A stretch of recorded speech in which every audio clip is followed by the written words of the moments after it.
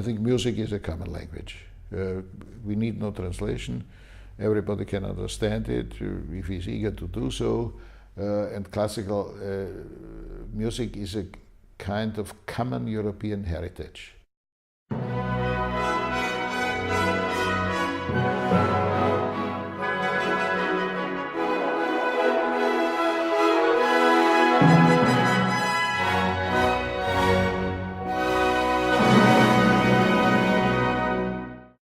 Music in Europe in Dialogue, today with Dr. Erhard BUSEK, the former Vice-Chancellor of Austria, and besides several positions, you are now Chairman of the Institute for the Danube region and Central Europe, but also President of the Gustav Mahler Youth Orchestra.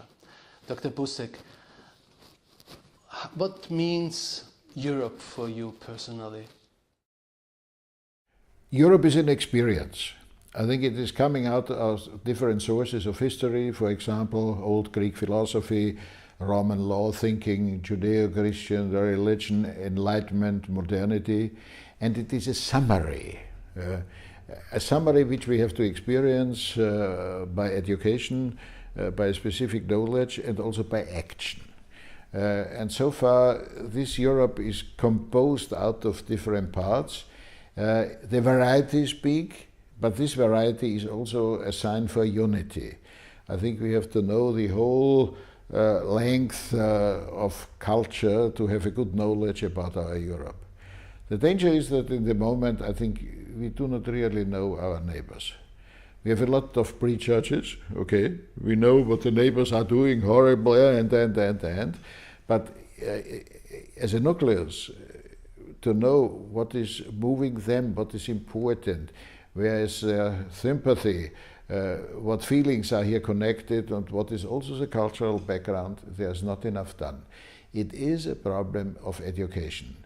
But this education should be better Europeanized, I think, should be together. Not a European education separately from the nation. No, it has to be connected. I think it is a vocation for the education systems in the different member states of the European Union not to be unified, but to be in a dialogue and to have the elements of the other in my own system, what is offered to the youth.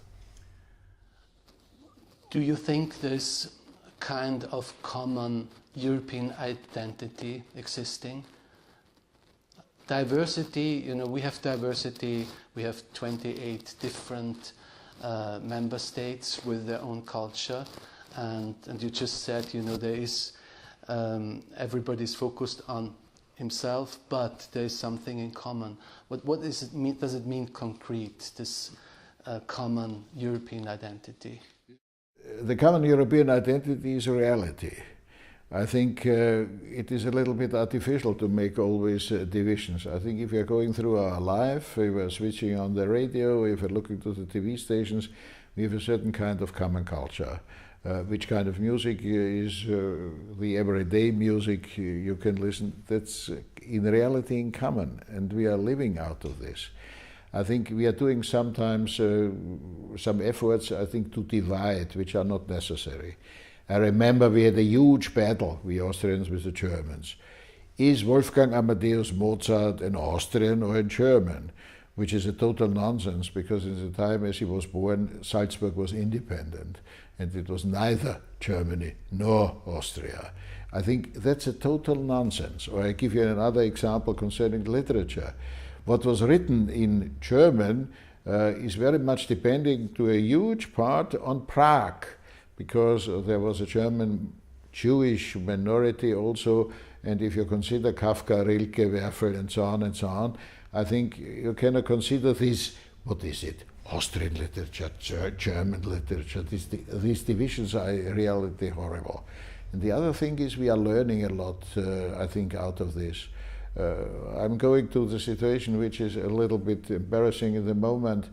I think you can understand the Russians if you're listening to Shostakovich, for example, and to the background out of which things are coming about the suppression he's describing in a certain way hopes he are in, and so on and so on.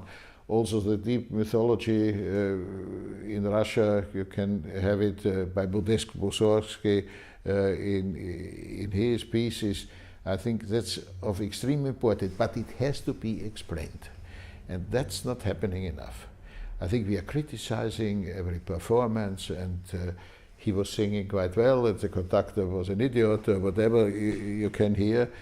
But the real background, what is here transported in a common sense of culture and in a common sense for Europe, that's not really existing. We have to learn it.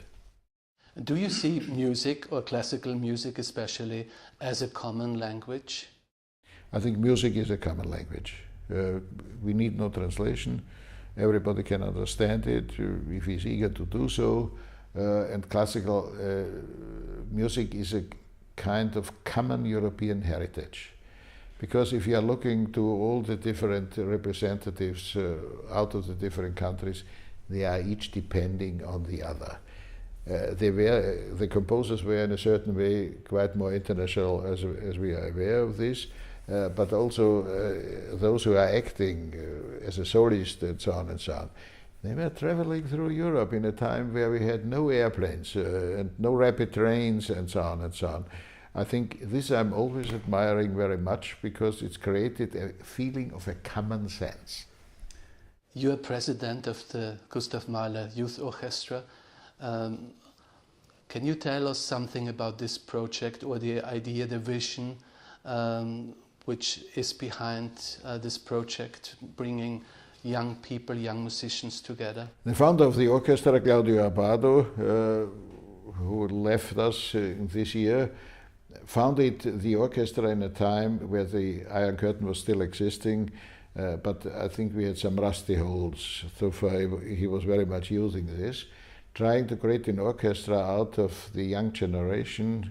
Those who are in the orchestra have to be between 19 and 26, here coming together. I think it was the first kind of this way, and it is a real success story. The idea was to create here a mixture, and if I'm going to the rehearsals of the orchestra, I have the feeling I'm in midst Europe, because they have a common understanding. The language of music is a common, and they understand each other in different languages. It's very interesting, and it's really growing here. And you can see it where they are going if they are leaving the orchestra. We have a long list that they are going to Berlin and to Paris and to Oslo and to London and to Milano and so on and so on. I think that's an extremely good product. And this was the idea of Claudio Abbado. Europe is full of music, and Europe has music as a common melody. What is your vision for the future of Europe? My vision for the future of Europe is that the Europeans understanding that they are in the moment only 7% of the world population. I think we are not so big as we are sometimes thinking. We are still good in economy, we are still good in culture, but I think it's not quite sure that we are doing so. So far we have to concentrate. What is our contribution to the global village? What is a part of Europe? Which importance do we have? I think we are always saying we have invented the human rights. Here you can discuss if it is really true and in which way it's done. I think the contribution of culture is an immense importance of Europe to other parts of the world. And I think to create here, I'm using the word dialogue. I think it should be more. It is a process which is moving. The heart also is of great importance. And I may say, sometimes it's really happening. Recently I saw a YouTube which was done in the marketplace of Odessa. Here members of the Philharmonic Orchestra of Odessa were sitting. They came in separately and were then together step by step within the marketplace, and they were playing the hymn of Europe, Beethoven's Ninth Symphony. And here it was an interesting process. The whole visitors of the marketplace were listening and then singing. And that was really great. It was a common European experience.